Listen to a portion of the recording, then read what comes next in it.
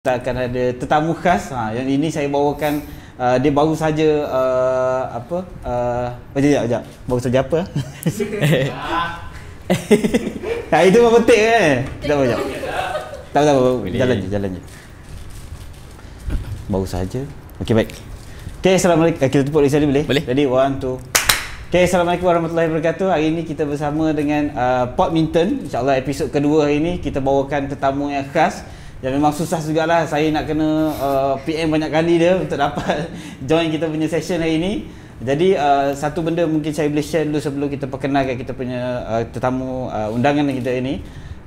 Satu, saya suka kenapa kita jemput kita punya tetamu hari ini adalah dia merupakan, saya boleh katakan adalah trendsetter lah kepada dalam dunia badminton di social media. Jadi saya rasa kalau anda semua datang daripada TikTok ataupun Instagram ataupun di Facebook, meratalah kalau dalam badminton. Saya rasa semua orang dah pernah nampak dah muka dia dengan konten yang saya tengok memang very engaging lah dengan kita punya player semua, dan juga yang penting dia memberi ilmu kepada sesama kita punya player badminton lah. Okey, terlebih dahulu saya perkenalkan Padel Badminton.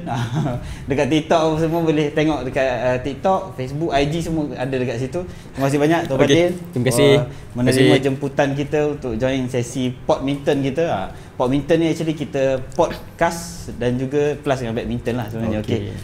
InsyaAllah Tuan Padel, saya rasa dalam viewer kita, InsyaAllah saya rasa ramai yang dah kenal Padel ni melalui TikTok, melalui Facebook, melalui Instagram. Tapi diorang tak kenal the true Padel lah, the behind the scene, apa background dia apa semua. Jadi hari ni kita akan discuss, kita akan bincang santai lah, berborak santai dengan Padel berkenaan dengan badminton di negara Malaysia, insyaAllah. Okay, balik Padel, saya rasa viewer kita pun dah tahulah Padel badminton ni melalui TikTok apa semua kan. So mungkin Padel boleh share sedikit background Padel lah dalam dunia badminton, ataupun macam mana Padel start dulu badminton, macam mana? Okey, bismillahirrahmanirrahim. Hai semua. Okey, terima kasih sekali lagi saya ucapkan untuk Coach Faris dan tim untuk jemput saya untuk Podminton . Okey, pertama sekali saya perkenalkan diri. Saya Padel. Kira panggilan yang orang biasa akan tahu saya adalah bila jumpa Padel badminton. So secara general lah, saya punya background boleh kata saya adalah seorang badminton passionate person. Saya memang start daripada umur saya 5 tahun lah. Itu kira saya start pegang raket dan juga start untuk ada minat untuk mendalami badminton lah. Okey, saya anak kedua daripada 7 beradik. Adik-beradik saya boleh kata ada seorang lagi lah yang juga peminat badminton. Ayah saya actually lebih kepada untuk main table tennis. Cuma saya biasa akan main dengan mak saya dulu dekat depan rumah lah. Itu starting, kira memang setiap petang biasa kita orang akan main lah. Kemudian background pergi ya. Okey, tak apa. Actually itu sedikit background Padel lah. Seorang Padel yang bermula daripada sekolah apa semua. Maybe Padel boleh cerita sikit. Padel dulu start badminton umur berapa? Okey. So kalau kita nak kata start badminton umur berapa, kalau start pegang raket macam saya cakap tadi 5 tahun. 5 tahun. Tapi start saya serius badminton umur 14 tahun. 14 tahun. Sebab okey, saya cerita sikit lah. Ini cerita yang mungkin saya biasanya tak suka cerita benda ni, tapi mungkin bila kita cerita, dia mungkin akan bagi sikit inspirasi kat orang kat luar. Dulu saya form 1 tingkatan 1 saya masuk sekolah asrama. So saya ada satu masalah. Saya rasa mungkin ramai juga yang ada masalah yang sama. Saya homesick. Saya homesick. Saya betul-betul homesick. Jadi hampir separuh tahun lah saya homesick. Homesick maksudnya asrama ke? Asrama. Okay. Asrama. So rasa nak balik je kan. So ada seorang senior saya ni yang memang dia pun boleh nampak lah saya punya homesick tu, tapi yang ni kira dia adalah pencetus lah kepada kenapa saya main badminton. So dia adalah orang pertama bawa saya dekat dewan sekolah. Saya main badminton pada pertama kali tu, sampaikan saya boleh kata lupa kat rumah. Sampai tak nak balik lah. Sampai tak nak balik. Orang cerita bila kita main, kita dah fokus kepada benda yang kita minat. Jadi lepas daripada tu, bila kita main tu kita rasa macam okey, aku boleh go dengan perjalanan ni. Jadi macam mak saya pun risau juga kan pada waktu tu. Selepas daripada tu kira alhamdulillah saya dah cari benda yang saya boleh buat pada waktu lapang saya supaya tak fikir rumah. Itu starting lah waktu saya form 1. Lepas tu macam saya cakap, saya start fokus macam betul-betul nak menjadi pemain kan. Start umur 14 tahun. Setiap petang boleh kata selepas daripada prep kan, kita untuk asrama ada prep. Habis prep lepas asar, memang lepas asar sampai ke maghrib tu saya memang boleh kata orang yang paling akan kena ada dekat dewan tu saya lah. Bahagian book lah. Betul. Memang akan yang first pasang net semua saya. Lepas tu Sabtu Ahad pun kadang kalau mak ayah tak ada datang, memang muka saya daripada pagi sampai ke petang boleh kata saya kat dewan lah. Tu kira antara starting lah. Tapi mula 14 tahun tu, itu pada dah start wakil? Belum lagi. Kira waktu tu 14, sebab 14 ni kira saya kalau kata dengan net, saya pendek dia macam ni. Dia memang jauh. So memang belum fizikal kita belum ni. Belum ada lagi. Cuma start form 3 baru start dapat wakil lah. Itu wakil apa? Sekolah? Itu wakil sekolah. Itu kalau ikut 14 tahun tu start training ke atau main? Main biasa. Tapi cuma boleh kata sebabkan terlalu kerap kan. Terlalu kerap kita main tu, kira kita pun secara naturalnya kan belajarlah cara-cara macam mana nak main dengan kawan-kawan lah. Tapi pada sini ada pernah mewakili daerah ke apa ada? Lepas sekolah? Tak ada. Tak ada. So macam contoh macam saya cakap tadi, saya badminton passionate person. Cuma untuk perjalanan saya sebagai seorang badminton player, saya rasa saya belum sampai tahap tu lah. Macam kita tahu untuk badminton ataupun boleh kata mana-mana sukan kan, dia memang kita kena ada investment lah. Dia kena ada investment masa, kena ada investment duit juga. Training sekarang tu kena bayar semua kan? Yes, semua kena bayar. Jadi pada waktu tu boleh kata saya lebih kepada macam badminton ni as untuk mendapatkan lebih sijil co-curriculum kan. Betul lah. Lebih macam tu lah. Nak kata sampai ke level yang seterusnya, yang mungkin sampai dapat wakil daerah, wakil negeri ke apa tu, yang tu dia perlukan lagi intensif training lah, betul. Ya, betul. So start umur 14 mula serius lah. Serius. Dan 15 pun wakil sekolah juga. Betul. 16 pun saya dah wakil sekolah juga. Itu juga sekolah mana tu? Dulu saya dekat Sambestari. Sambestari. Sekolah Agama Menengah Bestari, Subang Jaya. Lepas tu sekolah tu ambil SPM macam biasa je kan? Yes. Ambil SPM macam biasa, and then Padil maybe saya untuk pengetahuan viewer lah, saya ada WhatsApp Padil lah, untuk sama ada saya boleh sentuh ataupun tak, ada punya background, education background lah. Sebab saya rasa ini interesting, sebab saya ada bincang dengan social player lah berkenaan dengan Padil punya background ni, and saya rasa kisah ni mungkin menarik untuk kita sama-sama dengar. Sebab dia ni saya rasa Padil boleh cerita lah. Okay Padil, lepas pada SPM ke mana arah Padil selepas SPM? Ini education background lah. Okay, kalau education background, selepas daripada SPM, saya ke persijilan. Saya ambil DQ UIA untuk sijil tahfiz di Darul Quran. So saya kat sana setahun setengah. Selepas habis baru saya ke Mesir lah. Ini kira boleh kata saya memang lari bidang habis lah. Sebab kat Mesir saya ambil medical. Medical. Saya ambil medical. Cuma bila kita dah bila balik, saya rasa macam saya nak satu kerjaya yang saya tak rasa terbeban untuk pergi kerja pada tiap-tiap hari. So kadang-kadang macam contoh kita ada bezakan kerjaya dengan life kan. So saya waktu tu memang selalu terfikir macam mana untuk kita dapat something yang kerja dengan life tu dia dapat blend in sekali. Dia tak nak ada gap lah kan. Betul. Tapi kalau macam pada sini towards medical, ada passion tak kepada medical? Pada awalnya adalah. Adalah, tapi cuma sebab ayah tu kita macam lebih nampak macam life as a doctor, dia agak tough. So tak semua boleh bawa.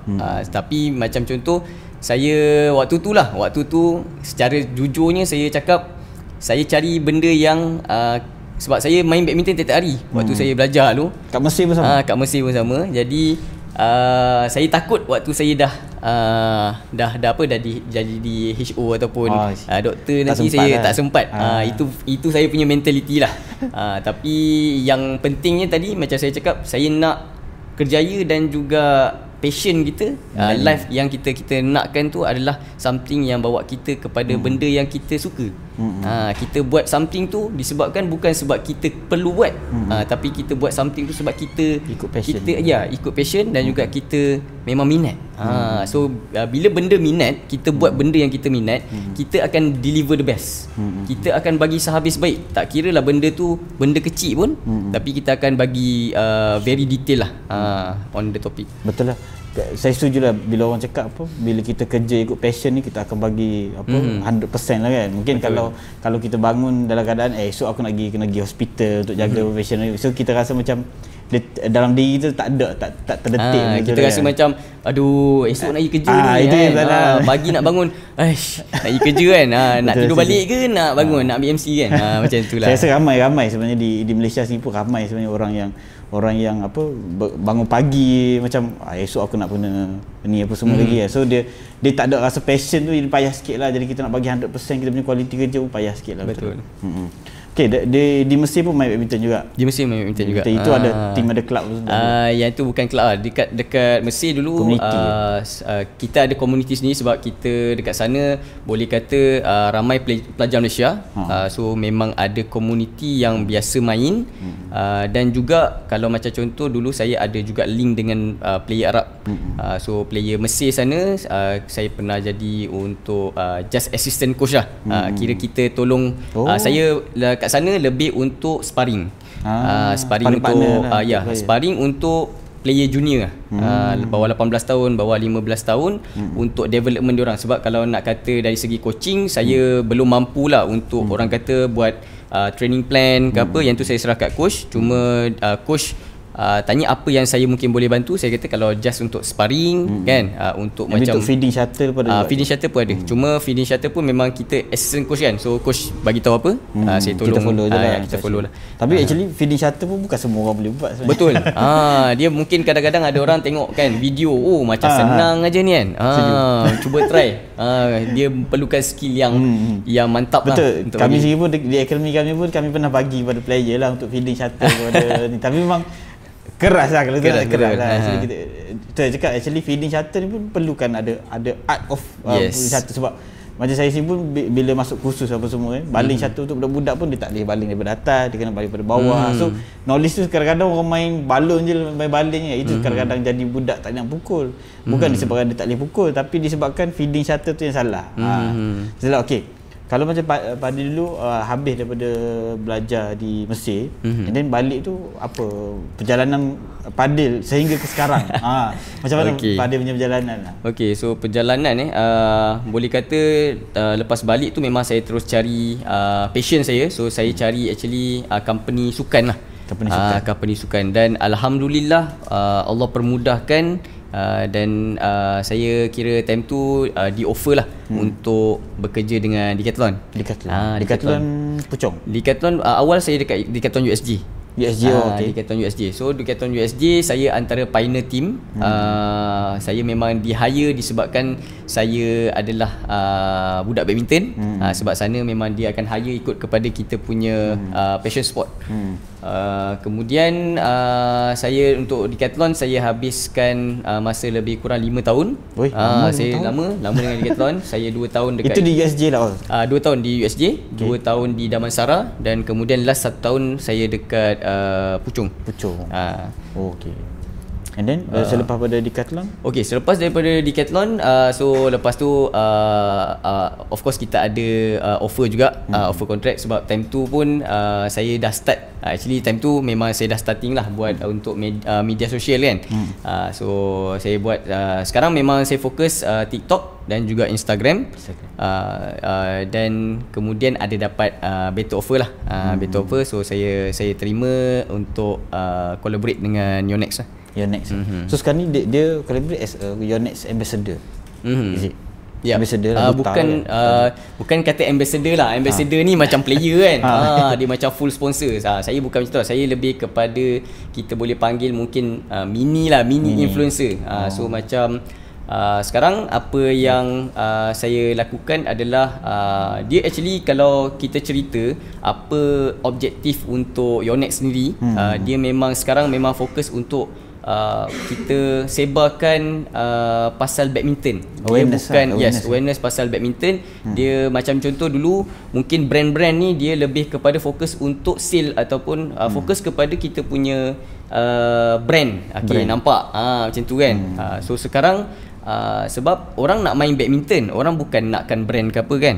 Jadi fokus sekarang adalah untuk badminton. Jadi macam contoh sekarang saya akan lebih banyak bukan setakat produk lah. Produk of course kita akan buat juga marketing. Lepas tu dalam masa sama kita buat juga untuk macam contoh sharing, mungkin tips ataupun macam sebagai seorang content creator ni kan, saya lebih kepada kita nak cari apa yang orang nak tahu ataupun orang nak masuk lah, dia nak masuk kat dalam konten kita tu supaya dia rasa yang okey, content creator ni betul dia faham apa yang akan berlaku sewaktu kita main badminton. Tapi betul lah, saya tengok pada punya video pun komen-komen ni adalah orang the difference lah between ada content creator, saya tak nak sebut apa. Ada content creator adalah bezanya adalah sama ada influencer tu, content creator ni kenal mengenai produk apa yang dia jual. Ada setengah orang tu cakap, ini cantik, itu je lah dia punya, daripada appearance saja. So dia tak tahu pasal shaft racket, pasal racket height heavy racket ke apa. So dia tak nak sentuh. So dia hanya nampak ini cantik, ini racket tali macam tu lah. Ada certain macam tu lah. So bila saya tengok pada punya content, memang dia very very specific. Kalau saya rasa kalau raket tu dah tak payah pakai katalog lah. Pakai video Padi je untuk terangkan pasal raket kan, betul. Itu Padi masa mula-mula selepas dah start buat masa Decathlon masa buat betul. Start konten tu, macam mana boleh terdetik nak buat video?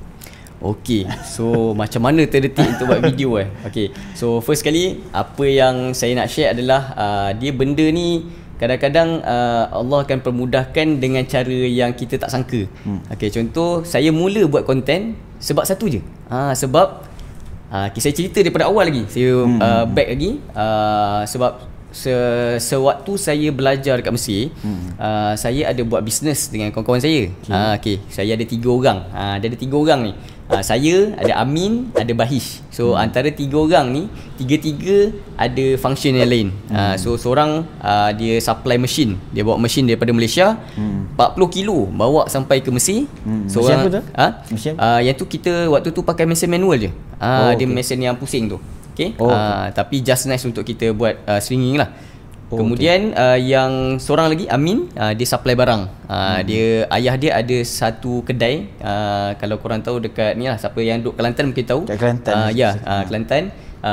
Al-Khulafa, yang itu dia memang supply barang-barang badminton dan ada court kat situ lah. So dia tolong bawa barang badminton, ada racket sikit, ada tali, grip, itulah yang benda basic untuk kita orang start business lah. Sebab kat sana boleh kata pelajar Malaysia ramai dan kadang ada je yang minat main badminton dah kan. Lepas tu kira alamak tak bawa equipment, so diorang kita orang ada buat jual jugalah. Dekat sana mana? Equipment semua. Equipment sangat mahal. Dekat sana even kita nak cari racket yang racket badminton lah. Racket badminton yang original sangat susah. Dia adalah jual mungkin yang racket Yonex ada, tapi racket Yonex kopi, tapi dia jual harga original sini. So macam contoh kalau kita tahulah itu kopi kan, kita tahulah. So time tu boleh kata demand untuk orang Malaysia pun ada. Dan bila contoh saya dah jadi assistant coach tu, dia punya link tu pun demand daripada orang Mesir sendiri pun ada.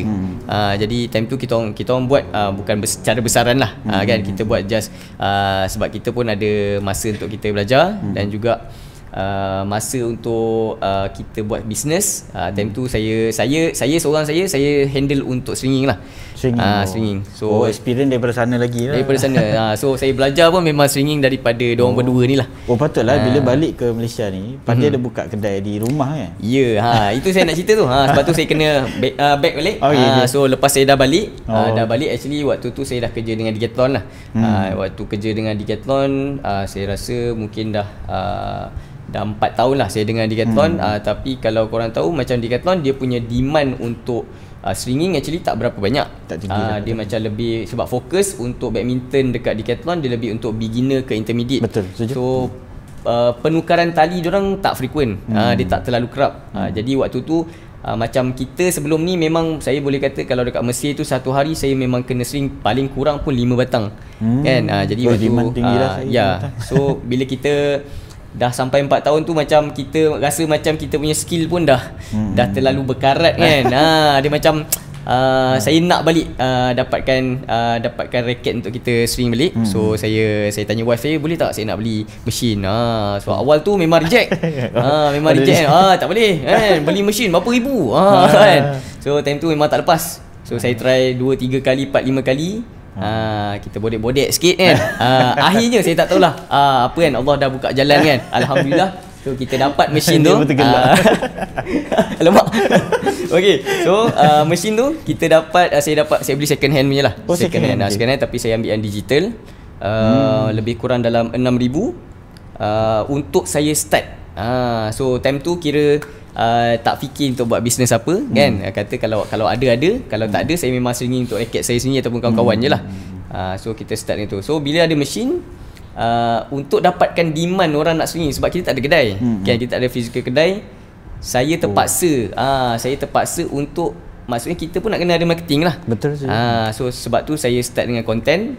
Tapi sebelum daripada tu, kalau siapa-siapa lah yang mungkin pernah bersama saya waktu saya awal saya buat stringing tu, memang saya buat servis, saya tambah add servis saya sampai saya pergi ke rumah orang tu. Okay, contoh dia WhatsApp kan, okay saya nak tukar string, okay tak apa, saya pergi ambil kat rumah orang tu, saya balik rumah, saya string, saya hantar sampai ke tahap itu. So waktu tu macam orang kata, orang mungkin nampak sekarang macam okay, dah ada nama, orang akan hantar banyak kan. Tapi actually dia ada dia punya struggle time lah. So waktu tu kita macam of course mesin baru beli, jadi kita nak roll dia tu ambil masa dululah. So itu yang ni lah. So start daripada tu, actually saya start dengan saya buat live dulu. Saya buat live Facebook. Tapi live Facebook personal saya. So waktu saya buat live tu, tiba-tiba ada komen tau. Ada komen tu dia kata, Abang Fadil buatlah live dekat TikTok. TikTok. Tu saya kata dia kata TikTok, sebab TikTok ni ada lagi banyak view. Sebab kalau saya buat live dekat Facebook tu memang sangat-sangat sikit lah. Kenalan-kenalan je yang tahu, dan dia tak menyeluruh lah. Jadi bila tu sebab waktu tu saya rasa saya start tu dalam lebih kurang akhir tahun 2021. Time tu kita TikTok ni apps yang joget-joget tu kan. Kita fikir perception kita pada waktu tu, sebab pada waktu tu memang orang kata siapa yang ada TikTok ni macam kan. Dia memang nak tengok joget-joget tu. Tapi yalah, kita pun bila orang dah komen macam tu, kita pun take as a opportunity lah kan. Sebab kita pun ada buat small business. So nak starting kita kena ada juga marketing. So bila kita start buat TikTok, yang itu yang dia of course awal memang tak naik lah kan. Sebab akaun baru, dan juga macam time tu kita buat video yang simple lah. Macam apa yang kita boleh buat konten, kita buat yang simple je. Ada tips ke, ada apa benda nak cerita kan. Yang itulah starting dia. Itu dengan bantuan ni lah. Dengan bantuan. Yang tu kena ada bantuan lah. Bantuan dan juga pelepasan. Okay. Fadil, macam kita pernah deal lah untuk satu video konten lah sebelum ni. So saya pun pernah nampak lah macam mana Fadil punya flow buat video apa semua kan. So maybe viewer kita ni yang pernah tengok, macam tadi saya bagi tahu kita punya one of the player kita, cakap malam ni kita shooting dengan Fadil dia tu. Lepas tu saya nak jumpa dengan idola ni, tapi beliau dekat Setapak lah. So dia kata tak ada nak stay lah. So dia kata macam mana dia orang buat video lah Coach Fadil cakap tu. So, saya rasa ramai kita punya viewer ni mungkin tak tahu macam mana Fadil punya flow buat video sebenarnya. Sebab saya nampak editing bukan editing simple. Saya kata saya pun edit video, yang saya boleh tengok video tu bukan edit simple lah, saya boleh kata itu. So macam mana Fadil punya flow? So boleh kata apa yang Coach Faris tanya ni, dia memang spesifik kepada saya punya kredit, kepada saya punya orang rumah lah, saya punya wife. Dia adalah kira saya punya jurugambar. dan juga dia punya untuk editor lah. Senang cerita sebab macam contoh biasanya lah kalau kita nak buat satu konten yang berkualiti, kita kena ada talent ataupun orang yang akan berada dalam video tu, dia kena tahu apa yang dia perlu buat, dan juga videographer pun penting, dia kena tahu apa yang dia nak shoot.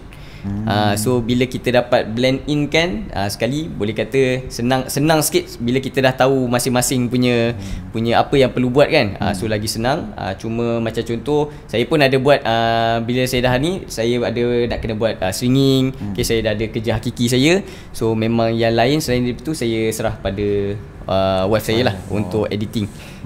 So yang tu kira boleh kata mungkin dia punya talent lah kan. Talent dia untuk editing, dia pun ada banyak juga buat research kan, untuk macam mana nak edit. Sebab kita orang kalau kata edit biasa pakai CapCut je. CapCut yang biasa, cuma mungkin dengar tu tak ada halangan tiada halangan. CapCut ni free je. Betul. So kalau macam korang nak try lah buat editing, dia kena start dan juga kena try and error. Sebab dalam tu dia ada banyak kita boleh explore sebenarnya. So benda yang menarik bila contoh kalau korang tengok lah, kalau lah kata ada followers kan yang tengah tengok Podminton sekarang, kalau tengok saya punya konten lama-lama, ya Allah saya tengok pun kan, aku ke ni yang dalam konten ni kan. So dia kena ada macam tu. Dia maksudnya awal simple, awal macam kan, even macam sekarang pun saya rasa saya punya voice ataupun macam waktu kita cakap awal-awal tu memang hai semua, dah dia macam tu. Dia macam slow sikit. So bila kita dah buat konten, kita akan try tengok apa yang orang suka. So orang suka macam contoh orang suka semangat. So kita naikkan sikit volume. Okay, orang suka video yang mungkin laju sikit, dia tak adalah terlalu slow. So kita improve balik. So itu ada masuk kelas apa ke untuk TikTok? Setakat ni lah tak ada. Cuma macam kadang-kadang kalau macam wife saya sendiri, dia ada follow juga beberapa TikTok guru kan. So sebab tu antara pilihan saya untuk kita share lah kita punya knowledge adalah TikTok, sebab dia ada banyak yang kita boleh dapat kalau korang pandai pilih. Betul. Sekarang pun banyak dah resources sebenarnya kita boleh cari dekat YouTube sini pun. Macam kami sini pun editing pun kami banyak tengok pada YouTube pun sebenarnya. Even masuk Premiere Pro, level-level yang dah Premiere Pro yang berbayar pun kami masih lagi tengok YouTube sebenarnya untuk tutorial apa semua. CapCut ni actually benda free ni saya rasa lagi banyak kita boleh explore lah sebenarnya. So kalau orang cakap apa, kalau editing susah apa semua, saya rasa itu alasan saja. Betul. Editing semua boleh buat sebenarnya. Sebab kalau kita nak start ni untuk content creator ni, actually kita start dengan apa yang kita ada je. Betul. Betul. Sebab saya rasa untuk first video macam mana pada dah ada mic. Okey, waktu tu tak ada mic. Waktu tu memang tak ada mic. Kita memang depends kepada kamera dan phone. Phone punya dia punya mic lah kan. Kalau tak okey tu kira kita jalan je lah. Jelaskan ni pun boleh membantu dengan subtitle apa semua. Betul. Okay. Macam saya share kat Padil lah sebelum ni, saya beritahu apa, saya sendiri pun susah untuk saya tak lihat Padil di TikTok. Saya setiap kali buka TikTok memang akan lalu. Ini terus terang saya memang kalau buka keluar. Tapi betul lah sebab saya sendiri punya search, memang saya search pada badminton, so dia akan keluar konten badminton lah. Tapi sekarang ni saya dah tengok ada dah ada beberapa content creator lah dah start masuk pada TikTok. Macam contoh Kilat Empire pun dah start. And then kita dah tengok banyak-banyak lah daripada social punya team pun dah start buat video apa semua kan. Chai-Chi insyaAllah next kita try ni. And then macam Padil sendiri lah, Padil ingat tak first video FYP Padil? Ini kalau mengimbau balik lah. Okay, first video FYP okay, so dia bukanlah dalam kalangan 10 video yang terawal. Tapi yang paling pertama sekali yang viral adalah satu video yang saya buat memang paling simple, dan kita orang pun tak expect untuk video tu go viral. Dia jadi tiba-tiba FYP. So yang itu video saya cuma buat stencil. Stencil racket. So kita logokan, saya tak ingat logo apa, logo Yonex tak salah saya. Daripada racket kosong, tiba-tiba kita dah stencil tu, tiba-tiba dia macam ada, kita buat efek dia bunyi boom. Itu editing. Itu editing lah. Editing ni. Editing. Editing. Tapi satu lagi mungkin saya rasa macam pada waktu tu dia macam orang tak tahu macam mana dekat string tu boleh ada logo tu. Okay. So dia macam untuk TikTok bagi saya lah, dia macam untuk new generation dia suka benda yang something new, dia tak tahu. Sebab tu kalau macam saya sendiri bila buat konten, saya cuba cari benda yang, contoh kalau saya kosong, saya newbie, apa benda saya nak tahu. Letak diri kita pada orang yang akan melihat. Dan juga macam mana cara kita penyampaian tu pun kita tengok apa yang orang suka bila ni. Macam contoh bila saya scroll juga untuk TikTok lah kan, ni more fokus kepada TikTok. Kalau kita scroll, kita akan tengok beberapa video yang FYP tu macam mana dia punya pendekatan. Contoh macam sekarang saya ada pendekatan, saya akan ada buat juga drama sikit kan, ada berlakon-lakon sikit. Yang tu nilai tambah lah. Sebab macam contoh TikTok kan, macam contoh mungkin ada lah yang tengah buat konten juga sekarang. Kalau kita direct, contoh okey, apa yang kita nak bagi tahu, kita direct, okey raket ni macam ni, dia mungkin tak semenarik kalau contoh kita ada bagi mungkin gambaran drama ke, ataupun ada scene-scene yang menarik sikit, yang tu dia akan lagi menarik lah. Sebab dia visual rasanya. Dia visual, betul. So saya rasa kalau kita buat lakonan apa semua, dia akan jadi macam satu, kita meletakkan diri pada diorang punya situation lah. Betul. Sebab saya rasa kalau kita tengok pun story Padil pun, kalau lakonan tu very relatable lah. Macam saya rasa semua player yang contoh macam Padil datang bawa raket apa, buat macam ada satu sketsa lah, saya sketsa kan. Sketsa di mana orang kaya iaitu baru datang ada yang nak pinjam raket apa semua. So benda tu relatable. Maksudnya kita pergi ke court memang ada orang macam tu kan. So saya rasa it's very engaging and senang masuk dengan orang lah sebenarnya. Betul. Okay, contoh kalau macam Padil dah start, saya rasa video Padil dah berapa dah sekarang? Ingat tak? Count? Saya tak count lah. Tak ingat lah. Tapi saya rasa lebih daripada 300 300 Saya pun tak ingat lah. Lebih kurang 300. Sebab saya boleh kata start konten tu dalam akhir tahun 2021. So sekarang selepas Covid. Selepas PKP lah. Saya beli mesin tu memang selepas daripada PKP. Kemudian sekarang dah lebih kurang 2 tahun lah buat kan. Jadi rasa dah lebih dah. Sebab macam contoh sebelum ni kan, macam contoh tadi Coach Faris tanya yang mana video yang paling FYP kan. So bukan paling FYP, sorry, yang first FYP, yang itu selepas daripada apa yang jadi lepas dia FYP. Yang itu lepas daripada tu kita punya komitmen. Sebab macam contoh kalau kita biarkan, saya nampak macam banyak juga content creator, dia dah mungkin ada satu FYP tapi dia tak ada action susulan lah. Dia sebab selepas daripada FYP, maksudnya orang dah start nak tengok kita punya content, so dia nak more, dia nak lagi. Jadi start daripada lepas tu kena start konsisten, dan juga kena paling kurang pun waktu tu saya try push itu waktu awal lah. Waktu awal kita try push 3 video satu hari. Sampai 3 video satu hari. Betul. So kita boleh tengok lah dia punya perubahan kenaikan view tu kan. Tapi yang ni kira waktu awal-awal buat lah. Sebab waktu tu saya rasa pun mungkin tak ramai lagi competition. Boleh kata content creator untuk badminton lah orang kata. Sebab waktu tu masih dia punya mindset dia TikTok joget-joget kan. Betul. Saya ada antara orang yang perception macam tu lah. Betul. Saya pun sama juga. Cuma waktu tu kita fikir kita cuba try buat. Sebab dia platform TikTok ni dia lebih macam untuk hiburan. Tapi dalam masa yang sama orang akan lebih lama duduk dekat TikTok untuk scroll, untuk tengok kan. Jadi itu kelebihan untuk orang yang mungkin tengah buat bisnes, ataupun mungkin dia memang nak share apa yang dia ada dan juga dia punya passion. Educate lah kan. Yes, betul. Okay, Padil kalau tengok tadi 300 lebih lah kalau tengok. Lebih so Padil lebih kurang calculation kan. Pernah tak ada orang kecam? Pernah menerima kecaman? Alamak, okay. So dia actually kalau kata kecaman, kalau tak ada kecaman ni kira bukan dunia lah kan. Betul tak? So dari segi saya sendiri, memang of course ada orang yang suka kita punya cara, ada juga yang mungkin kurang selesa ataupun tak suka lah cara kita. Of course ada kecaman. Tapi antara lah yang video FYP, antara kita ada juga video yang mungkin ada FYP. Antara yang FYP adalah video-video yang orang kecam. sebab banyak komen kan? Sebab banyak komen. Banyak komen dan juga mungkin orang share, okey, oh dia ni apalah kan. So yang satulah yang salah satulah FYP yang saya ingat yang kena kecam adalah berkaitan dengan raket aluminium.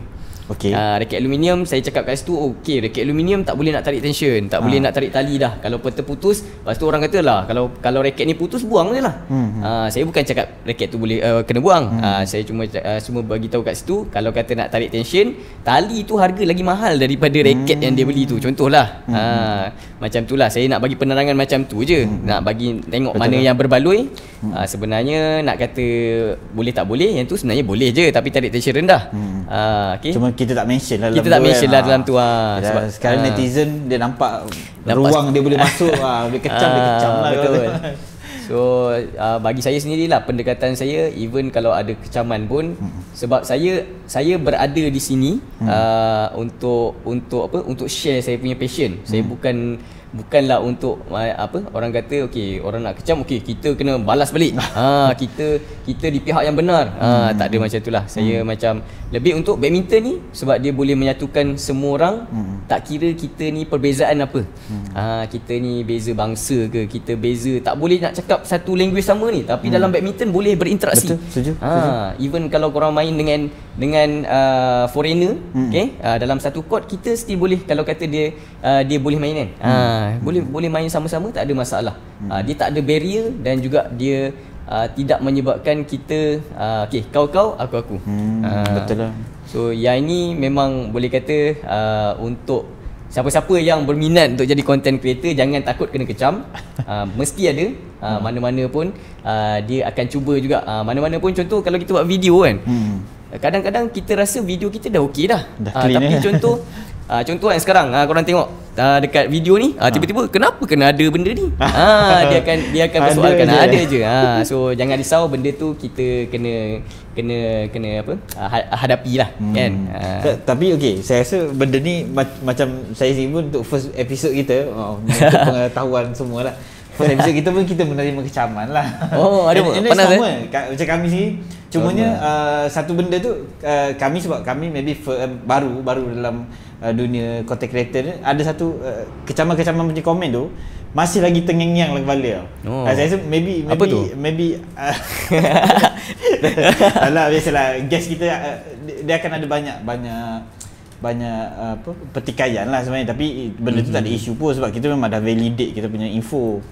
Macam kita jemput yang sebelum ni pun ada orang start tanya dia ni ID apa semua, so kita tak perlu justify pun sebenarnya dekat orang tu sebab we are no position pun sebenarnya untuk justify. Cumanya macam pada sini lah, saya rasa dalam 300 video tu saya rasa boleh kata memang akan ada kecaman. Macam mana Padil convert benda tu jadi lagi semangat. Saya rasa konten ni mungkin akan jadi ramai akan macam mana nak gain semangat balik supaya jangan down. Macam mana Padil ambil benda tu sebenarnya? Okey, so berkaitan dengan kecaman, dia boleh kata okey, dengan satu kecaman boleh kata 9 lagi adalah yang support kita. Dia boleh kata, kalau katalah ada kecaman, biasanya saya ambil positif. Ada yang macam, even saya terima kasih dekat follower saya, kadang-kadang saya tengok pun kadang ada je yang kecam, tapi akan ada backup yang datang. So kita percaya yang apa yang kita usahakan dan juga apa yang kita target untuk masyarakat umum dapat, yang itu kita percaya kita cuma sampaikan benda yang baik. Okay? Sebab macam contoh saya cerita bab saya punya passion lah kan, sebab saya buat konten untuk badminton. So badminton ni kita boleh berbeza pendapat. Betul. Okay, kita boleh berbeza pendapat. Okay, ada orang kata saya pakai tension 27 paling sedap. Saya kata kau ni 27 rendah sangat, 30 baru sedap. Ada juga macam tu. So main tekak lah. Yes, tak kira lah nak bertekak ke apa ke.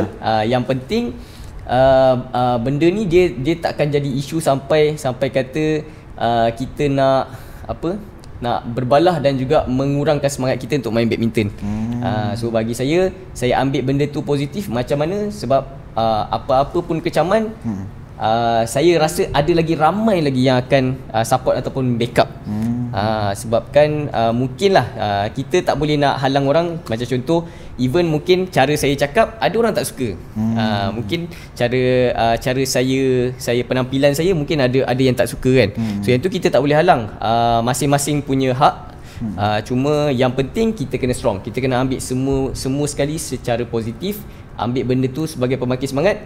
Kalau contoh benda tu kita boleh improve, kan, why not untuk kalau kita ada courage lah, boleh tanya kan, apa yang tak okey, ada point of improvement, kita try untuk improve for the next content ataupun kita punya diri lah. Betul lah. Saya rasa bila kita punya intention adalah untuk bagi awareness, bagi berkongsi info yang kita tahu lah kan. So kita open je lah kalau tiba-tiba ada orang nak share dia punya opinion, pendapat cumanya jangan jadikan opinion tu sebagai kecaman lah. Itu maybe kepada pesanan kepada orang luar lah, netizen Sebab netizen ni memang bukan kata play badminton je, artis-artis kan saya rasa diorang lagi immune lah dengan kecaman kan. So kita yang baru nak start ni, kita sama-sama masing-masing kita batuk ke tu? Masing-masing kita tukarlah kepada positif lah kalau nak. Okey, kalau macam Padis kan ni adalah your next, saya rasa dia digelar micro influencer, betul? Ya, lebih kurang. Kalau macam contoh Padis kan ni your next micro influencer dan juga sekarang ni bekerja di Hot Eng kan, betul? Okey, macam mana transition Padis sekarang buat kat rumah pada buat, dekat kedai pada buat. Macam dekat Hot Eng sendiri Padis bertugas dalam bahagian apa? Okay, so first sekali untuk Hot Eng saya punya position as content creator. Dia punya position memang content creator. So saya memang tak ada buat untuk swinging service lah dekat sana.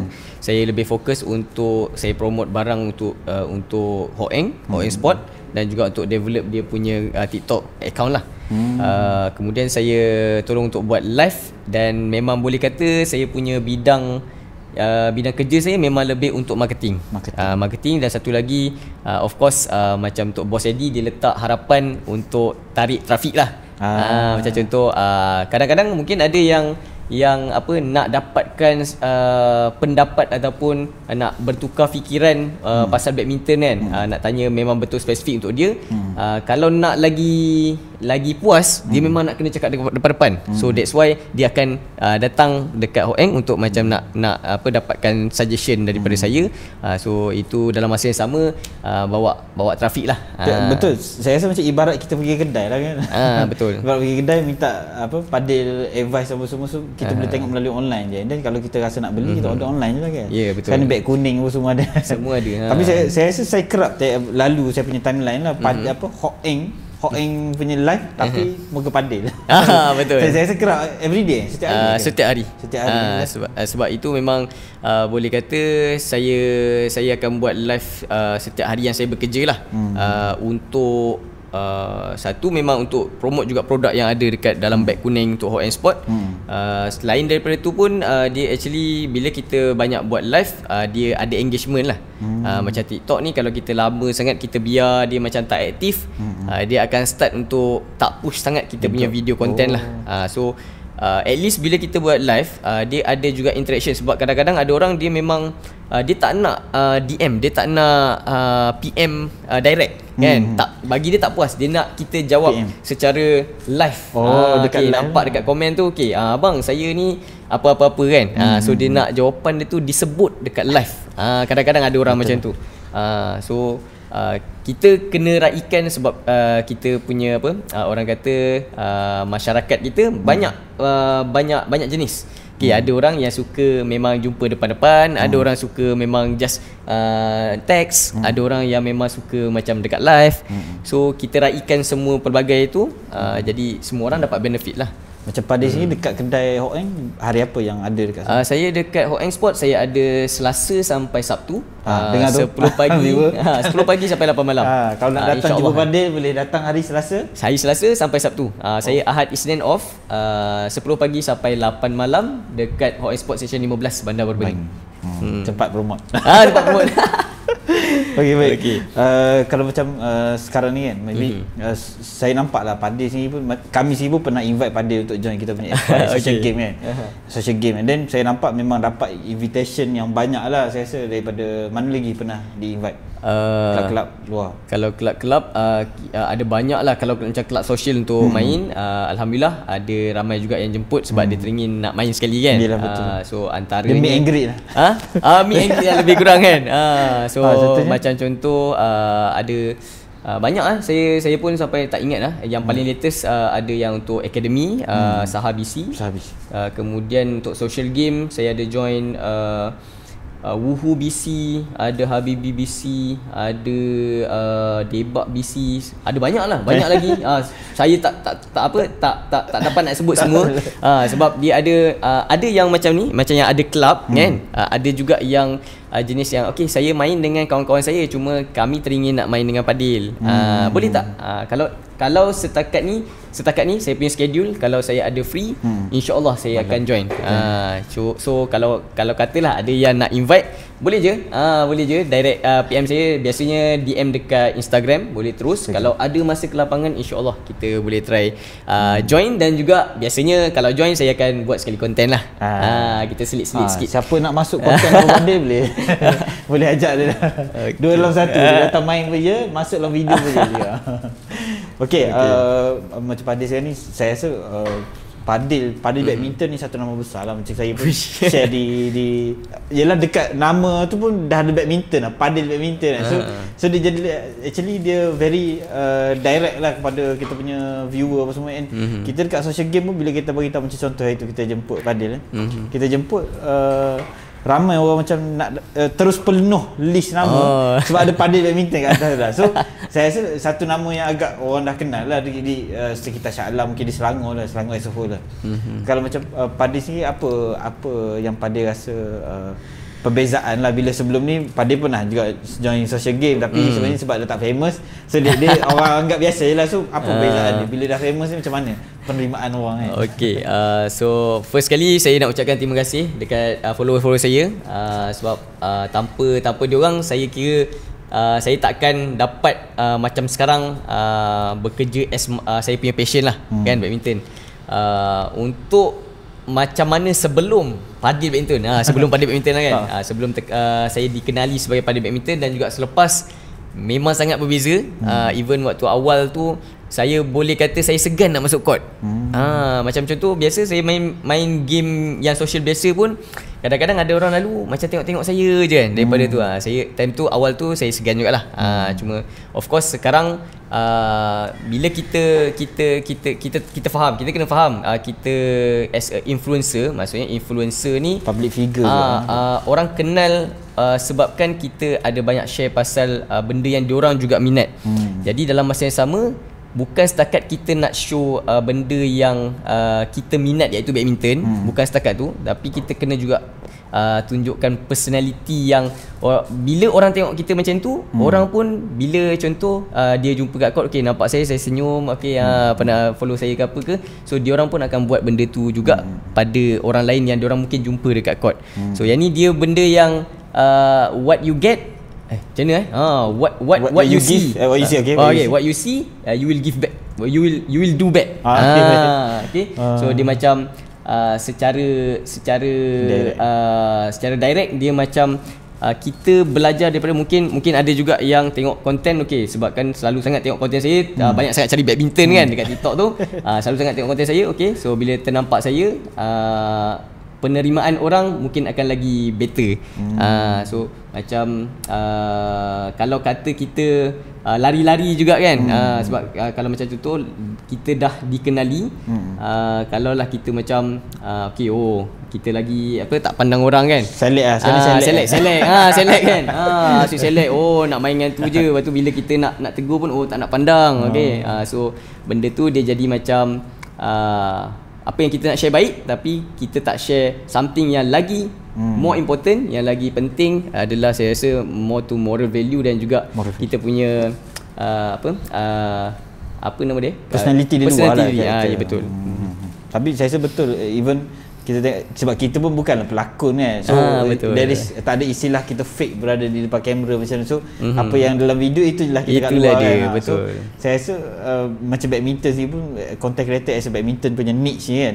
So dia actually apa yang dalam video tu kita kena cerminkan diri kita sama juga di gelanggang badminton lah kan, contoh. Betul. So macam contohlah kita mungkin kalau artis kan, artis kalau contoh korang jumpa artis tu tak layan korang rasa macam tak best juga kan. So sebab tu saya sekarang insya-Allah saya cuba untuk, maksudnya kalau kata ada invite ke apa kan, saya bukan select lah. Kita tak select, jangan risau. Tak select, saya main je dengan siapa-siapa, cuma ikut kepada schedule lah kan. Kadang macam hari ni memang sangat full. Pagi saya pergi main takraw, tengah hari saya pergi kenduri, petang saya pergi rumah kakak saya ada event, malam saya join podcast badminton. So kena faham sikit lah. Pada dalam kesibukan dia punya jadual hari ni dia masih lagi datang kan. Itulah itu satu benda yang kami sendiri pun nak terima kasih lah kepada Fadil, sebab actually podcast kita ni pun actually baru je.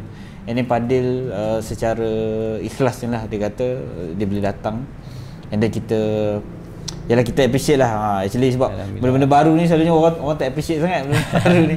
Instead kita dapat kecaman apa untuk first video. Tapi itu saya rasa sama juga Fadil lu masa mula-mula buat pun memang akan ada fasa nak naik ni susah sikit lah, struggle dia. Tapi bila dah sampai satu level tu dia is everything worth it lah kan. Yes, betul.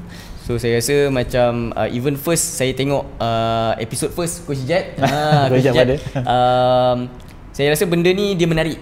Sebab kadang-kadang kita mungkin dapat just rough punya ni daripada mungkin sebab saya rasa mungkin badminton akan invite ramai lagi guest-guest yang menarik, antara mungkin player, mungkin influencer juga, mungkin juga orang yang mungkin memang pasal badminton lah kan. Jadi kita nak tahu lebih lanjut apa lagi benda yang boleh kita cari persamaan untuk kita discuss ataupun cerita sekali kan. Dia sama dengan malam ni lah. Maybe orang lain nampak Fadil ni duk main badminton ni kan. So dekat luar dia tak pernah, orang lain tak pernah nampak dia sesegak ni dekat luar. Segak apa dia. So maybe orang lain semua nampak Fadil masuk court dia pakai baju Yonex apa semua. So tiba hari ni datang segak mungkin sebab ini tak ada Yonex kan. Tak ada brand, tapi tak apa, kita boleh sebut lah. Okey, macam Fadil ni di apa sekarang ni dah terikat dengan Yonex kan. Kalau ikut Fadil kedudukan sekarang ni menjadi micro influencer kepada brand Yonex, adakah itu something yang Fadil sendiri impikan dari so saya rasa brand Yonex is a big name lah saya rasa. Betul. Sekarang ni yang saya rasa majority yang dominant dalam sukan badminton on the advanced level adalah macam Fadil punya. Okey. So dia boleh kata macam siapa-siapa yang dengar badminton biasanya yang terfikir dulu apa? Yonex. So yang tu kita tak boleh nafikan lah. So dia adalah antara orang kata pioneer kan, yang kira yang kalau kata pasal equipment badminton memang Yonex lah. So memang daripada kecil. Tapi yang ni memang bukan daripada kecil. Dia macam tak pernah terfikir. Tak pernah terfikir sebab time kecil kita tak tahulah nak jadi apa kan. So boleh kata start lepas kita dah start jadi content creator, kalau nak kata collaboration yang kita target yang paling tinggi of course Yonex lah. Tapi bagi saya ini bukanlah satu kejayaan. Dia something adalah peluang ataupun opportunity yang mungkin yang membuka ruang kepada kita untuk kita improve lagi diri kita. Sebab macam contoh, even kalau kita ada kontrak dengan mana-mana brand pun, dia tak akan bagi benefit melainkan kita sendiri yang membenefitkan diri kita lah. Macam contoh, kita buat apa yang sepatutnya kita buat, benda tu akan benefit kita dan dalam masa sama akan benefit others jugalah.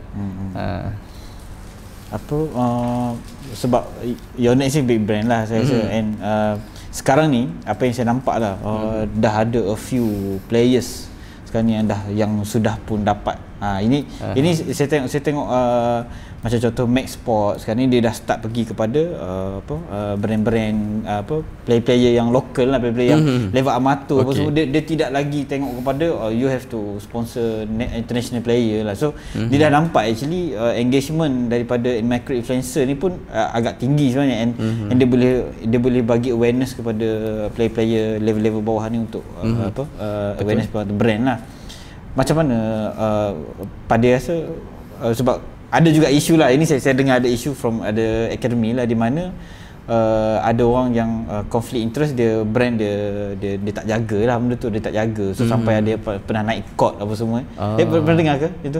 Saya tak pernah dengar kak. Ada yang pernah naik court. Dia pernah naik court disebabkan brand konflik lah.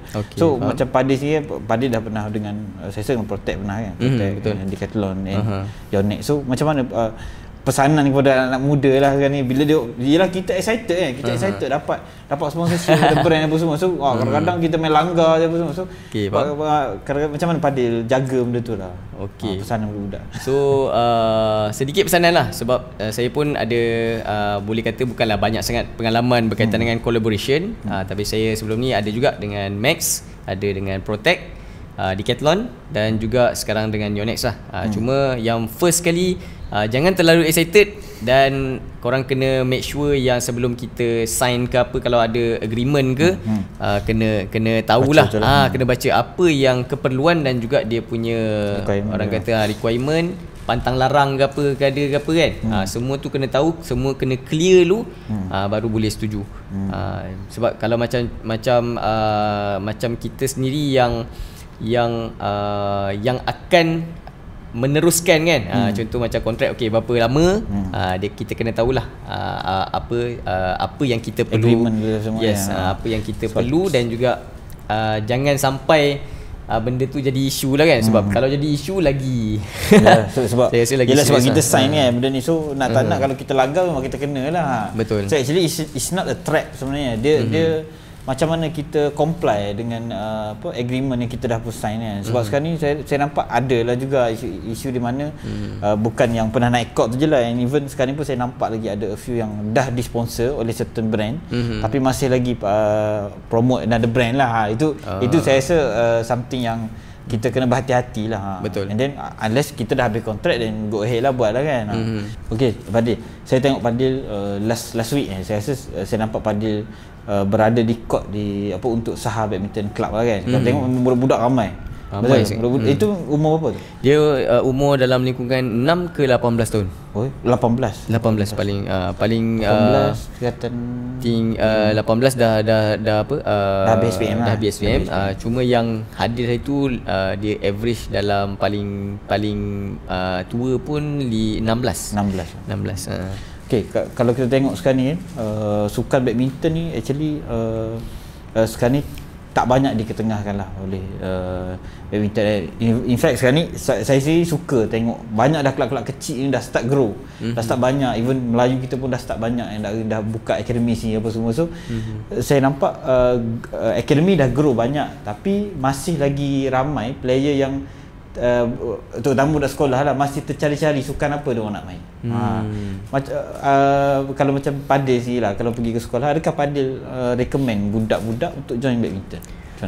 Okay, so actually untuk budak-budak sekolah lah, kan, macam contoh diorang mungkin diorang terlalu banyak main. Orang kata macam kejap main bola, kejap main ni, dia try semua. Tak kira lah apa pun kan. So kalau macam contoh untuk boleh kata saya bagi advice sikit untuk parents kan. Untuk parents kalau boleh parents kena mungkin bawa satu atau dua session untuk perkenalkan anak dia dengan satu sukan. Contoh macam saya rasa mungkin Coach Faris sendiri, FY Brothers, mungkin ada boleh open session yang mungkin budak boleh test. Dia macam first trial session, trial session. Tengok minat ke tak. Sebab bagi saya budak-budak kita tak boleh paksa ke apa. Diorang kena start dengan dia punya interest sendiri. Bila ada interest, mak ayah kena tahu macam mana untuk tengok kena banyak communication lah dengan anak kan. Macam mana ni try tadi ke tak, minat ke tak. So kalau kata dah nampak minat, jangan lambat-lambat boleh terus hantar untuk badminton lah. Sebab macam contoh untuk training, kalau kata kita dapat train budak tu start daripada awal, memang dia punya development memang very smooth and lagi senang untuk dia develop skill lah. Dan antara yang best badminton ni dia sebab dia boleh sustain lama kan. Maksudnya kalau even sekarang kita pergi court yang umur even 50, 60 pun tak silap saya masih ada Betul saja saya ada. 50 pun ada. Even sekarang kalau contoh ada open tournament ke pun ada veteran. Veteran kan? Veteran. So bagi saya dia akan bagi kelebihan even kalau macam contohlah budak tu dia tak ada dapat wakil ke apa ke, tapi dia ada sikit skill yang dia mungkin boleh guna sikit waktu mungkin cari kerja. Kadang-kadang time kita cari kerja pun ada juga orang yang interview tu tanya ada main sukan apa tak, kan? Betul so kalau kata kita dah nampak sendiri anak kita tu lebih kepada minat, macam mana nak gain first interest tu, yang itu kita kena kreatif sikit lah, kan? Kita mungkin bawa dia sama-sama main badminton dengan kita dulu kan, pukul nampak uish boleh pukul juga anak aku ni, kan? So jangan lambat sangat hantar anak untuk train lah. Tapi sebenarnya saya setuju macam contoh akademi kita sendiri pun ada player yang datang daripada paksaan family dan juga ada yang datang disebabkan memang ada passion lah. Passion ni maksudnya dia duduk kat rumah, dia tengok makan badminton, sebelum tidur tengok video badminton, bukan tengok cerita Didi and Friend lah. Dia tengok pada video badminton. So itu sebenarnya passion tu actually susah. Untuk kalau anak-anak yang dekat rumah tu ada passion ni, saya rasa memang kita kena pergi funnel yang betul lah. Sebab kalau dia dah ada minat tu sebenarnya untuk spark minat adalah susah. Tapi kalau dia dah ada minat, kita tinggal lagi polish je sebenarnya. Daripada skill dia apa semua, teknik apa semua. Tapi kalau yang paksaan parent kita boleh tengok lah. Macam kami sendiri pun memang kami asingkan sedikit. Kalau yang jenis datang dengan paksaan parent, kita baru nak jentik minat dia dulu. Kalau macam datang paksaan parent tapi kita dah bawa modul macam player yang memang dah boleh main, itu yang kadang-kadang jadi stres lah. Kadang-kadang jadi aku tak boleh follow orang lain, so dia jadi left out.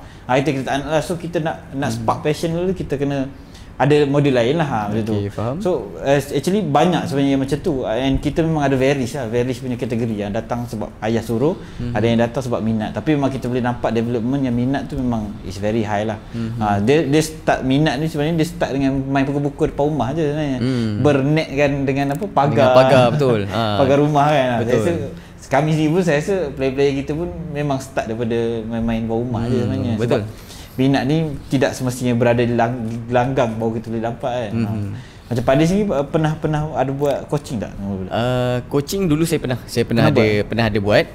Cuma yang itu sebab awalnya tu saya buat coaching tu lebih untuk nak tarik orang nak buat swinging dengan saya tu lah. Kan dia macam sejenis marketing yang kita buat juga. Sebab macam contoh bila kita ada coaching, so of course dia akan tanya banyak suggestion juga kan. So sebab tu saya pernah juga buat coaching, tapi boleh kata yang just untuk badminton drill lah. Drill dan juga buat footwork, tak lebih daripada tu.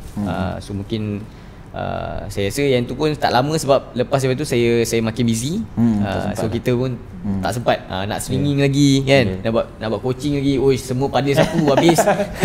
Pada sapu kami habis. tak boleh makan kan. Cuma saya suka tengok Pak Adi punya konten. Dia satu buat gelanggang di depan rumah tu kan. Saya ni membesar di Kelantan. Di depan rumah saya pun ada satu laman lah, and ada jalan tar. Kita sini pun buat benda yang sama. So actually saya sini pun training dari situ sampailah di level sekarang ni. So actually jangan pandang rendah lah dengan court yang sembuh si dia punya line ni kan sebenarnya. Saya tengok pun ramai orang dapat inspirasi dari situ.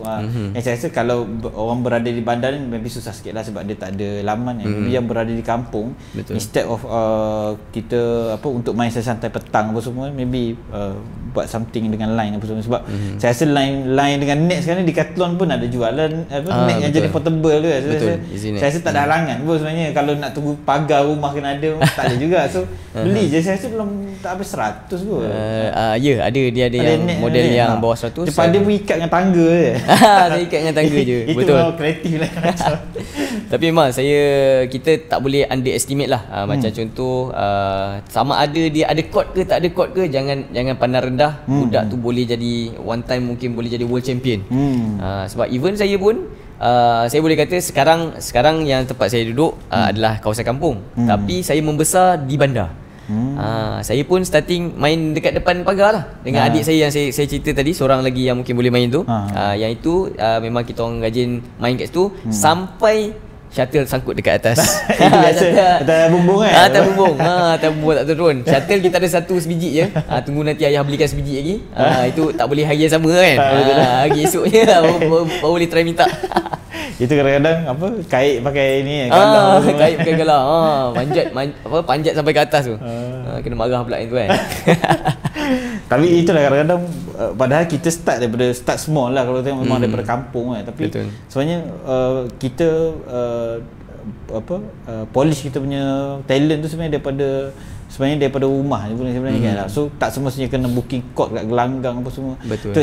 Tu saya ubah saya banyak sembang dengan parent jugalah. So kita nak ubah perception di mana tak perlu pergi ke gelanggang pun sebenarnya depan rumah, sebab yalah dia orang punya alasan kenapa tak nak main adalah sebab dia orang balik kerja pukul 5. So dia orang dah penat apa semua, tak sempat layan, tak sempat nak pergi court. So saya rasa actually balik rumah je, park kereta sambil baju kerja pun boleh main. Betul. Minta layan nak je, orang-orang tak perlu pun layan. So saya rasa benda tu patut di-apply lah oleh parent-parent apa semua. Yes, kepada yang memang kalau nampak anak dia minat badminton lah sebenarnya. Macam pada lu main tak dengan ayah? Main. Saya main dengan ayah saya. Memang sama ada ayah ataupun emak saya. Mak main juga? Mak main juga. Mak main juga. Itu saya pernah satu ketika cerita ni. Cerita. Okey, dia pernah satu ketika tu mak saya of course kita tak nak invest untuk pergi pergi court untuk kita bayar sewa kan. Mak saya bawa saya, okey ni ada orang UKM dekat UKM tu saya tak ingat dewan, tak silap dewan kansellor. Tapi saya tak ingat nama dewan tu. Memang mak saya bawa saya masuk dalam dewan tu, tapi bukan dalam dewan. Dia kita masuk dewan, dia ada ruang dulu sebelum masuk dewan kan. Ruang tu dia macam tertutup. Main kat dalam tu. Oh, sebab tak nak angin kot. Sebab tak ada angin. Tapi kira feeling okey lah kan. Feeling tutup. Cuma dia macam kita main dekat depan jalan, tapi tak ada angin. Tak ada angin. Sebab bila main atas jalan, main ada angin, kita tak boleh nak main kan. So mak saya cari alternatif lah. Itu kira antara sebab jugalah saya makin minat. Kalau macam ayah saya biasanya akan bawa saya ke court lah. Ayah akan main dekat atas court. Sebab ayah saya sangat spesifik. Ayah saya kalau main dia tak boleh pakai slipper. Dia memang akan pakai kasut. Kena pakai kasut full equipment. So kalau dia nak ajar anak dia pun, dia memang akan suruh saya masuk ke dalam court lah. Dia betul clear lah. Yes, betul. Yelah betul lah, dia takut anak dia injet ke. Betul. Kalau tapi saya dulu main badminton habis calor pergi kaki ni. Kalau kata nak tunjuk parut tu banyak lagi lelaki sebab badminton depan rumah lah kan. So actually ada perception di mana badminton kadang-kadang state player apa semua kan, bila patut ke bila state player, so dia orang cakap kadang-kadang parent budak datang kat saya, dia kata ayah saya bukan player badminton, so saya susah lah nak grow apa semua, nak belajar apa semua. So adakah Padi setuju di mana player badminton ni power disebabkan ayah dia juga player badminton? Okey, yang ni saya totally tak setuju lah. Dia boleh kata macam iman tak dapat diwarisi. Betul tak? Betul lah. Okay. So kalau kata iman pun tak dapat diwarisi, skill, teknik apa semua pun bukan diwarisi. Dia benda yang contoh selalunya lah, ini kira common. Kenapa selalunya kalau bapa main badminton, anak dia pun akan terasa minat badminton. Adakah disebabkan anak dia tu anak kepada orang main badminton? Bukan. Tapi sebab apa yang ayah dia lakukan. Ayah dia buat apa? Mungkin ayah dia time main badminton bawa dia selalu. Kan? So dia gain interest. Bukan sebabkan dia tu ada genetik, ayah dia ada ayah ada genetik badminton, ayah transfer dekat awak kan. Dapat sikit power sikit badminton, boleh jadi state player. Tak.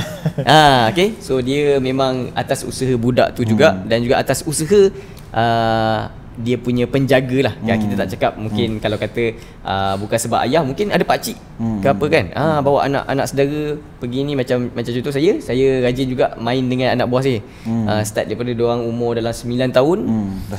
Dah start. So sekarang boleh kata boleh main lah.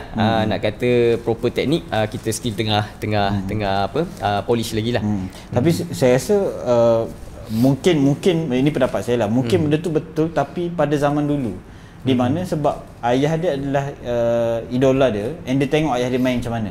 So tapi zaman sekarang ni everything is digital lah. Orang dah start boleh tengok dekat YouTube.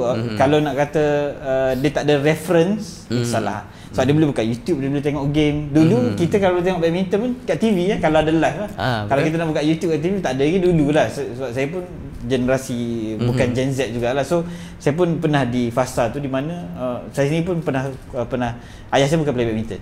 So saya pernah marah lah kat saya punya family, cakap kenapa tak ada seorang pun main badminton kan. Sebab saya minat badminton tapi family saya tak ada seorang pun badminton. So saya terpaksa lah cari partner-partner daripada budak kampung lah, datanglah main di rumah aku. So sebab itulah saya buat gelanggang tu supaya orang lain datang ke rumah main sekali saya. So masa dulu tu memang saya tak boleh nak buat reference lah. Masa dulu pun YouTube pun hanya orang-orang yang level-level kayangan lah ada. So kita tak ada reference. Tapi saya rasa zaman sekarang ni semua orang dah boleh tengok. Betul. Antara satu cara mudah adalah tengok video Padel lah. Itu reference yang paling senang lah, sebab international player dia tak akan tunjuk tutorial apa semua. So kita tengok daripada daripada ilmu-ilmu kecil ni lah dia akan jadi polish kepada ilmu yang one day nanti kita boleh guna kan. Sebab saya rasa state player pun kebanyakan pun mungkin dulu je ni yang parent adalah player lah, tapi sekarang ni macam contoh nanti insyaAllah kita akan jemput Putra Solihin. Bila saya tanya dia pun memang dia tu banyak belajar daripada YouTube, and then dia pergi training apa semua. So regardless lah ayah dia main play badminton atau tak, memang dia sendiri passion, dia minat, dia minta ayah dia nak pergi training apa semua lah. So sebenarnya tak ada halangan lah kan, betul tak ada halangan untuk belajar badminton sebenarnya. So yang penting yang budak tu sendirilah kan, sebab sekarang pun bagi saya semua orang boleh akses apa yang ada dekat konten. Even sekarang pun bukan setakat 1-2 konten kan, memang dah ramai juga. Kalau contoh mungkin ada orang suka pendekatan video tutorial macam ni, boleh ambil daripada yang dia suka kan. Kalau kata tengok ada video yang lain, kita pun boleh juga try and error lah, try and adapt. Macam pada sini ada tak reference influencer? Reference influencer maksudnya yang pada selalu refer lah.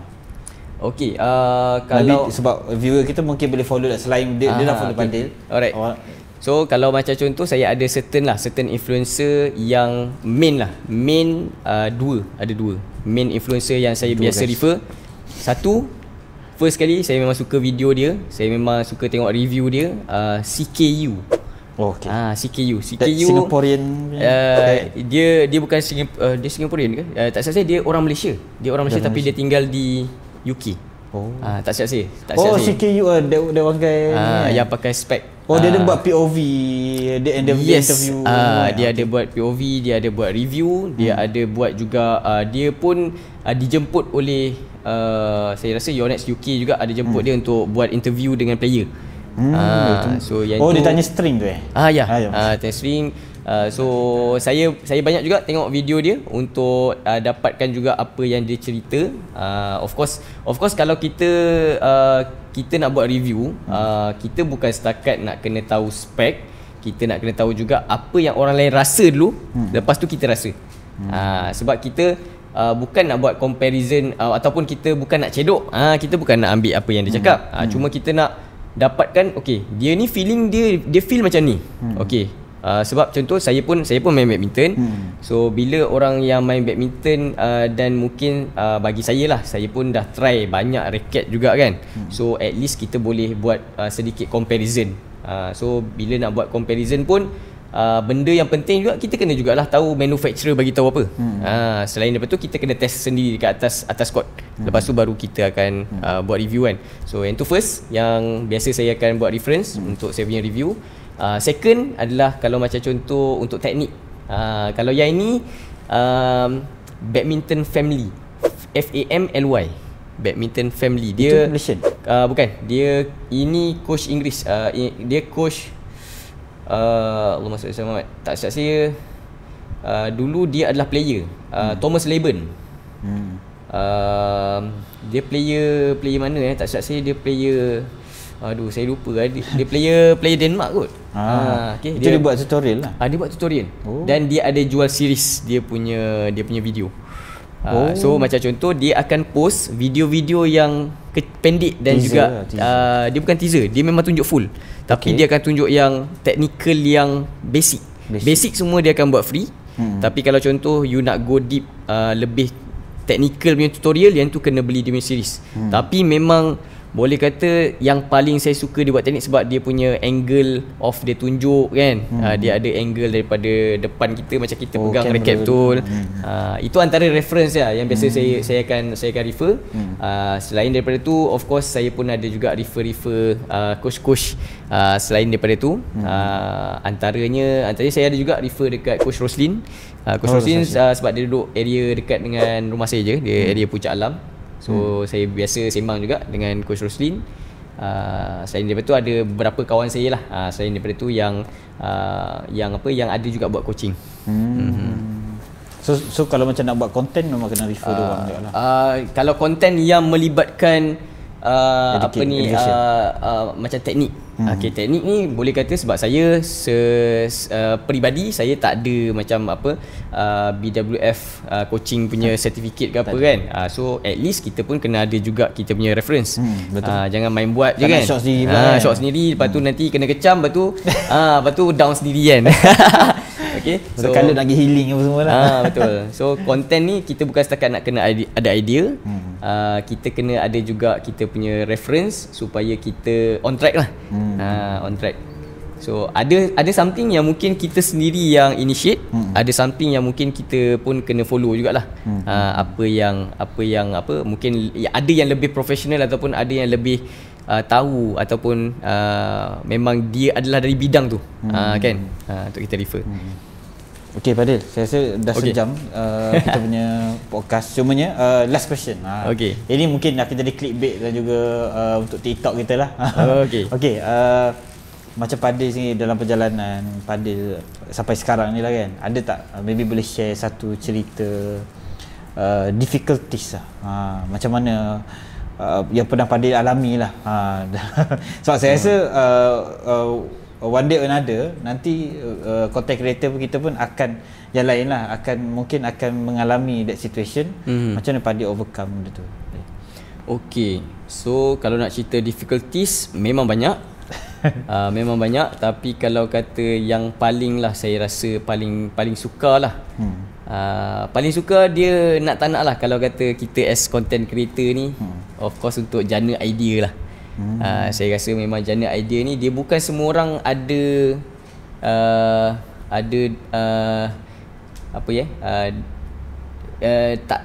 iaitu macam satu gift lah. Satu gift untuk kita keluarkan idea. Macam mana untuk kita generate idea tu, dia sometimes memang kita akan rasa blank. Ataupun macam nak buat konten apa ni?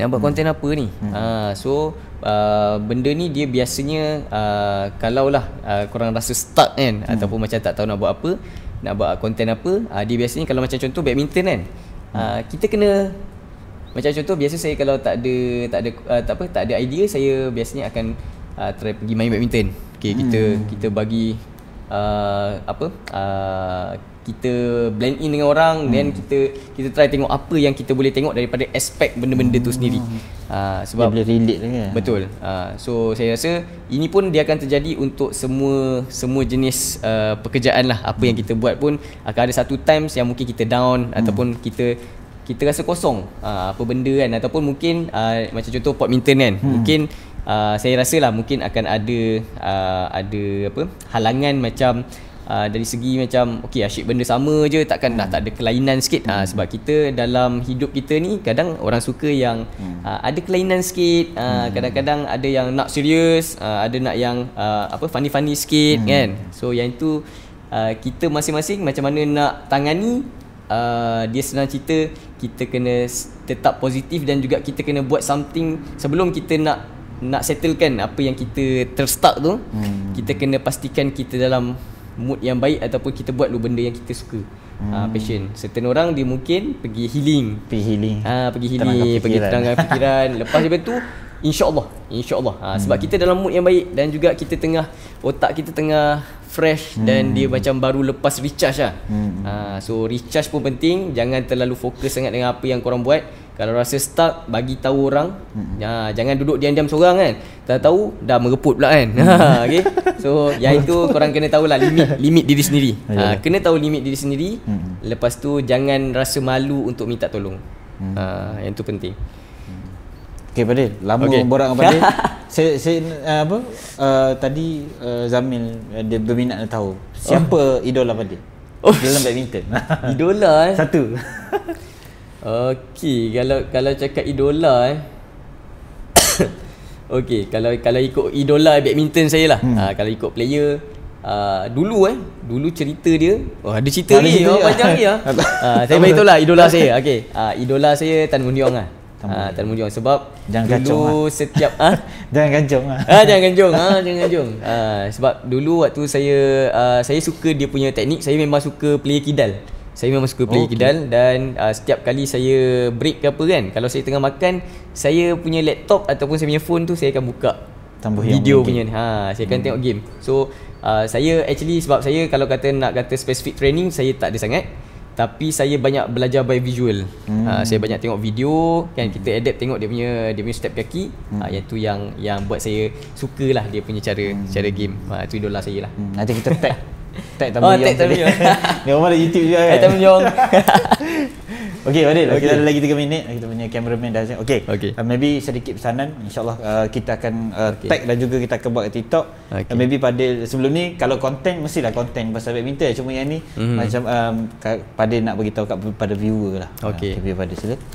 Okay, so first kali saya ucapkan terima kasih kepada Podminton sebab jemput saya, dan terima kasih banyak-banyak kepada semua followers yang tolong support saya daripada dulu sampai sekarang, dan harap korang enjoy dengan konten saya. Yang penting saya harap badminton ni tidaklah letak apa-apa barrier antara kita. Dia akan menjadi penyebab utama sebab apa kita kenal each other.